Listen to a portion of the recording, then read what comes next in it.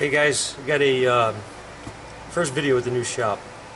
We have a 2006 Expedition here that customer complains that we have a door jar light on, and now it gets better than that, I know. The rear folding seats in this thing don't work, and we have a door lock problem. They don't work either. Now, I did go through this car a little bit already. I'm not done with it, but I thought it was going to make for a pretty cool case study. So I wanted to show you what we got. Let's see.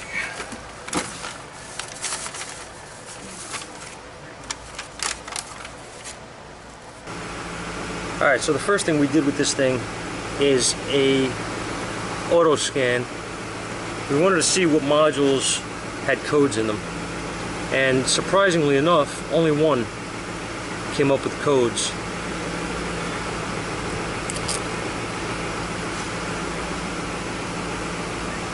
Sorry if there's glare here, guys. I'm trying to do the best I can. As usual, probably failing. Okay, so the only code we have is instrument cluster, right? Now, if you notice here, there's only 5 modules coming up. That's not what I expected. I actually expected to see more. So I said, all right, we'll go and see what this code is first.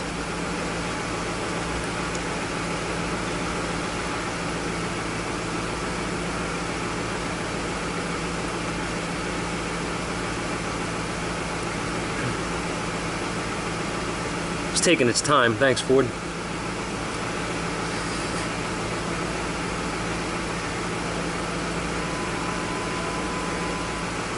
It's actually running through the tests on the instrument cluster as it's doing this. If you look inside, the lights would be flashing and things would be coming on and off, and it'll be testing circuits as it's doing that. So that's what takes a few seconds.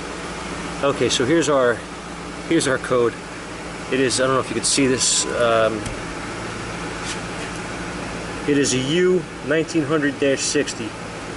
Now it says CAN controller area network communication bus fault receiver error. Receive error. Okay. So let's see, this gives you a little bit of hints sometimes. Alright. This isn't really telling us a whole lot. Basically just that U codes are module to module communication problems. Modules should never be replaced only on a U code. These codes do not always indicate a problem, and can be caused by normal diagnostic functions carried out on the vehicle. Okay. So what is this really telling us? Not much, right? Well, it is telling us that we more than likely have a module that is not communicating with our instrument cluster. Alright, so where does that take us? Well, that all depends, I guess, on how you want to approach it. The first thing I did was, I have the Pico scope, so I decided to put the scope on this thing and get a capture. And actually, I'll show that to you. I actually have the scope off, guys. So what I did was I had a couple of printouts I made of these patterns. This was the first one that I took. This was while I was communicating, obviously, and this was with communicating with the instrument cluster. I was on pins 11 and 3 at the data link connector, and took these scope captures. Okay, this is not correct. I verified that it's not correct with the tech line, and I can't explain honestly why this happened, because I checked my ground, I checked my connections twice, and this is the pattern I was getting. Now the reason I can't explain this is because when I walked away from the car for a little while, I had it running and I had the scope still running on it. I came back, my pattern looked like this.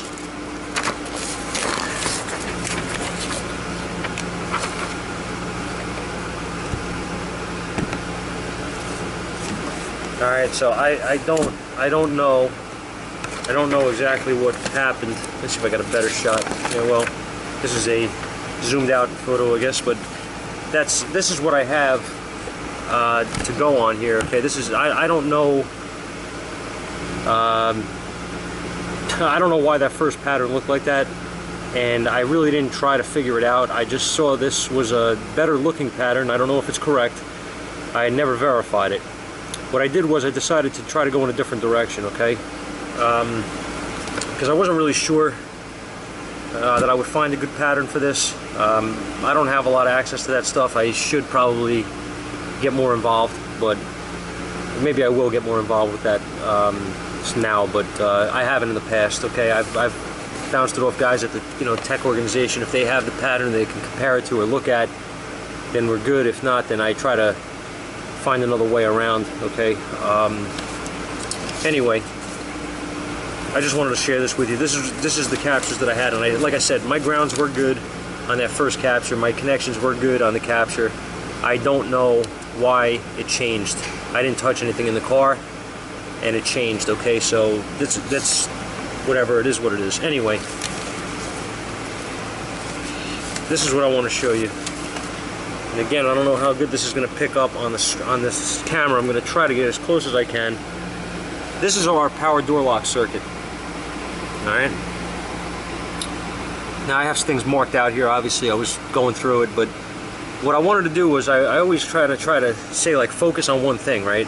This customer said that he thinks that this all happened separately, all these problems. And the more I was getting into the diagrams, the less I believed that it happened at all different times. And I'm going to show you why and how I approach this. And again, this is probably, other guys are going to do it a different way, and that's fine. Everybody's got their own strategies, and that's why we share these things on YouTube. At least that's why I share these things on YouTube. Maybe it'll give somebody an idea that they didn't have, and I look at things on there from some of these great guys that are out there, like, there's some incredible channels, Scanner Danner, James Danner, there's quite a few others, Jim the Car Guy. There's a bunch of guys out there that that are very, very good, and they all have great input on diagnostics and ideas. And I get ideas off these guys, and I'm sure guys get ideas off of my videos, which I don't have nearly as many as these guys do, but if I can help somebody, I'm glad to. So let's get on with this, right? Anyway, here's what I want to show you guys. Pay attention to this here. Okay, again, I don't know if you're going to be able to see this. I'm going to try to get closer. But that says vehicle security module.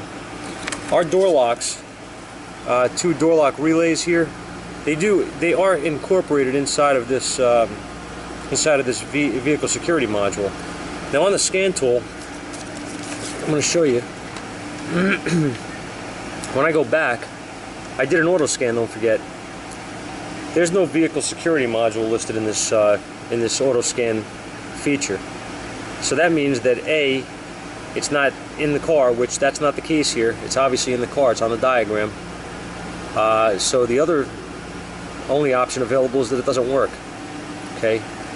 And that may be our communication problem, right? So I'm going to go out and I'm going to show you. I'm going to go to control unit.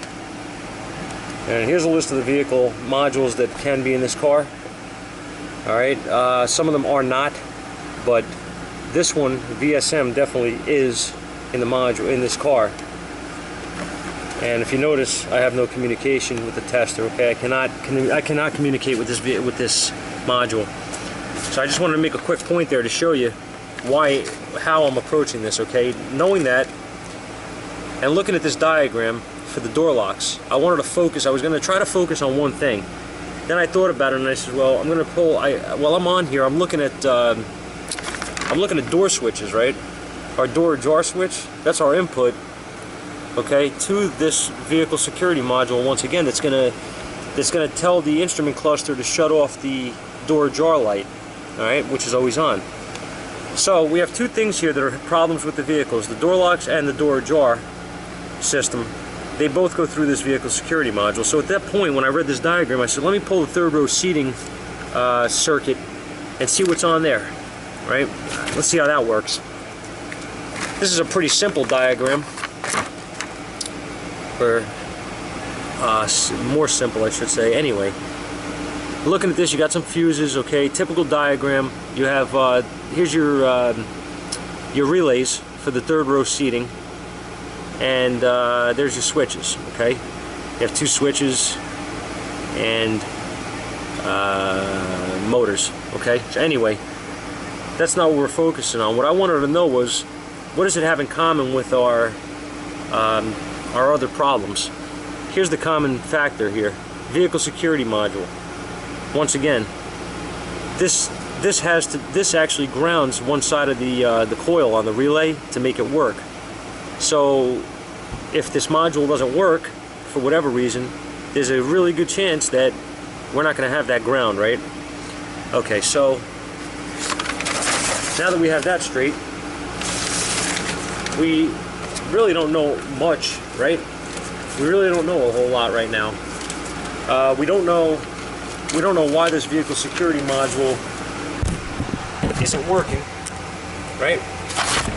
We have some paperwork. We don't know why the vehicle security module is not communicating. We don't know why we had this crazy scope pattern that we saw here, right? We don't know about this. That's okay. I'm not worried about that. What I'm worried about is what I do know. What I do know is all three of these problems have one thing in common, and that's that vehicle module. So now I'm going to go in and we're going to check and see why that module's not working. These kind of problems can become a little frustrating for guys. I mean, I talk to a lot of guys that are in the field, and you know, they tell me communication codes. That's the scariest thing in the world. What do? You don't know where to look. You can't see the data in the module, so you don't really know how to. You don't really know what to do at that point. You know, and it could be anything in the car. It could be a shorted. It could be a shorted data bus. It could be a bad module. It could be so many things, right, that are going to bring that take that module out and make it not work. Well, the one thing that I really like to do with these is knowing that it's really one module. I pulled it. Actually, let me show you this too while I have this thing here. Again, I don't know how good this is going to show up on here, this lighting and everything, but I'm going to try. This is the computer data lines. This is the circuit for that. Remember what I told you, I got these highlighted here. This is the data link connector, pins 11 and 3. That's what I was on with the scope. Right? Now, here's your vehicle security module. That's medium speed CAN. If you can see that, I don't know. I hope so. So what I was doing was looking to see what else is on that. Climate control, climate controlled seat, driver's seat module. We don't have this stuff. It's not in this vehicle. So really the only thing, eliminating these other modules that are in that line, the only thing on that medium speed that we really have to worry about is that module. So there's not another module that took it out. It's not anything like that. So it makes it a little easier, but the approach, if it did have them, is pretty much the same. What we're going to do is we would actually try to communicate with those other modules if it had it first, and we would, then we would take steps depending on whether or not we could communicate with those other modules. But at this point, we're here. We're at the VCM. The VSM. So now, the next thing we're going to do, or the next thing that I would want to do with any type of problem like this, before I go crazy and start getting frustrated, is I want to see if I have powers and grounds at that module. Don't forget about that. Powers and grounds first, okay? So that's what we're going to do. And that's what I already did, actually. What I found, once again, is there's a fuse here. It's a fuse number 5, 7.5 amp, red and white wire that comes from our central junction box, which, if you're familiar with these Ford trucks, they're always in the right kick panel, and they're a huge fuse, fuse block. Basically, that's what they are. And we're going to follow the wire down, and it's going to go to basically right into the processor, the microprocessor of this vehicle security module. This is the fuse here that I'm concerned with, because I have no power at that red and white wire, at that pin, what is it, 3, I think? Yes, pin 3 on the VSM. I keep saying VCM, guys, sorry. On the VSM, pin 3, we have no power. So, of course, I trace it back to the fuse. I check the fuse. My fuse is good. I have power. That's where we're at. So, how do we have a fuse that's good, yet we have no power at the wire right above, you know, I mean, this doesn't travel far. It's not going through the whole car. It's right next to it. It's right under it. So we should have, why don't we have power there? Well, what I've seen in the past is I've seen the circuitry inside that central junction box fail. So the fuse will be good, and this will fool you, because you'll say, oh, my fuses are good and I don't have power, you know, I don't understand it. The fuses are good, I have to have a broken wire. Not necessarily the case. Inside that central junction module, you can easily have a broken circuit on the board, and you'll have no power coming out of the module, even though the fuse obviously is good on both sides. Past the fuse inside the box, but before the connector, you could have a break. So don't ever overlook that with these things. I've seen it a lot of times, and in that case, you do need to change the module. That's it. Okay, so what we're going to do is we're going to go find out what pin, which I don't have this information yet. I have to go find out what pin on that module. Actually, I have the pin, but I need the breakout to see where. I can't really read it on where it's located. I want to see if I could determine what wires are next to it, and, you know, make a determination if that wire coming out of the module is good, in which case we have a break up to the other module. So that's what we're going to look at. I'll try to show you on the car if I can, and we'll go from there, okay? Alright guys, so I got my pin out. What I want to show you, once again, is this is what we're looking for. Alright? What we've got is a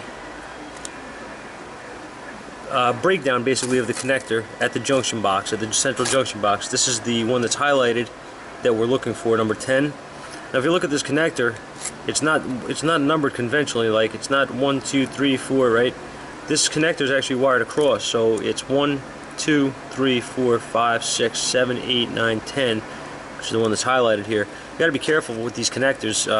You know, when you're looking at them for numbers, if they're not numbered, or if they're only numbered in the corners, you got to just be careful. You don't just, you know, assume and count 1, 2, 3 or whatever. You'll be on the wrong pin, and I mean, hopefully you'll see the wire colors incorrect and stop and, you know, figure out what's going on. But if that isn't the case and you decide to put power there just thinking the color's wrong on the diagram, you may be in for a big surprise and a lot of damage, okay? So we're going to go to the car. I'm going to try to see if I can get you guys a shot in there, and we'll take a look at what's going on. Alright guys, we're under the dashboard here, and we did find our wire, that red and yellow wire there where the test light's going. I don't know if you can see this really well.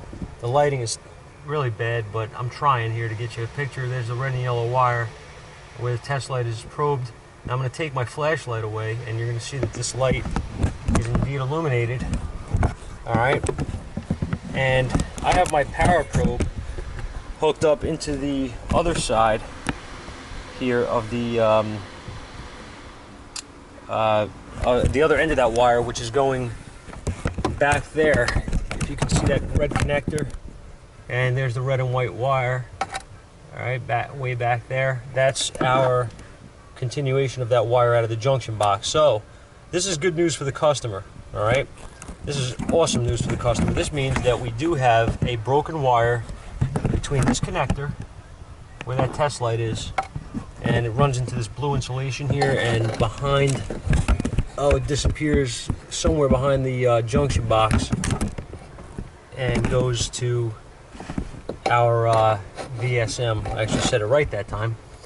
All right, so now all we have to do is figure out where this wire is broke, and we're going to be home free, I think. So I'm going to get started on that and see if I can, I don't know if I can take, I don't know if there's even any slack on that harness, because usually on these Fords, or actually on all these cars nowadays, they don't give you very much room to work.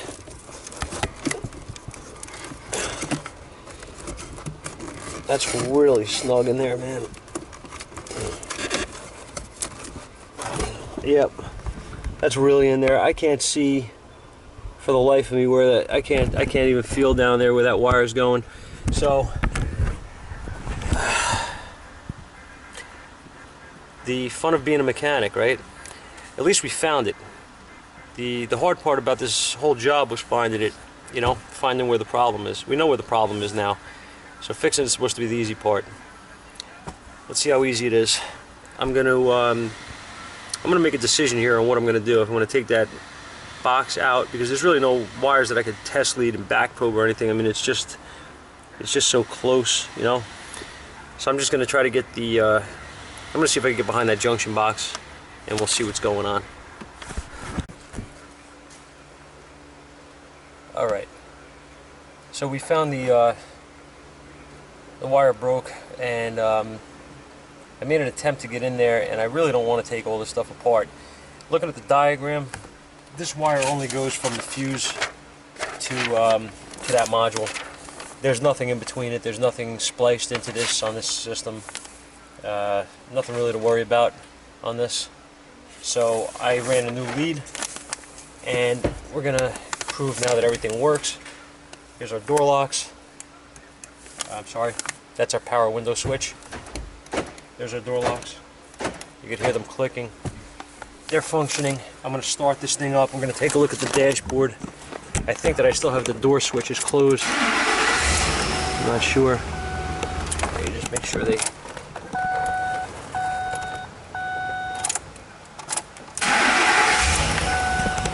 Let me see here. Hang on a minute.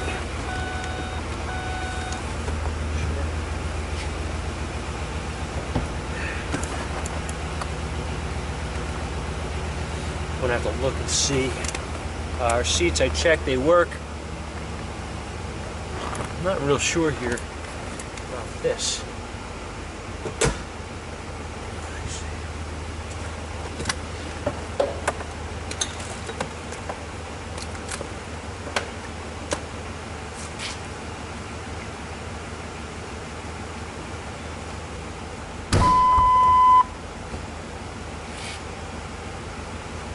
Explain it. Oh, okay. Never mind. Here we go. I was wondering why the door jar light wasn't on. I did have my latches closed, and it didn't. I guess it didn't open when I pulled on the handle. So there you go. You can see it's out now. That's pretty cool. It's actually very cool. Makes me happy. I'll show you that the rear seats work as well. Let me unlock these doors. I'll show you what I mean with these rear, if you've never seen these before. Because you need a control module to control seats. Makes sense. Here's our seat rests. There's our power window up and down. Yeah, power seat fold functions. It's pretty neat, right? That's necessary. It's more stuff that we'll never actually have any use for. The real world, in my opinion. But anyway, it's the lazy man's fold down seats, because we can't manually do it anymore.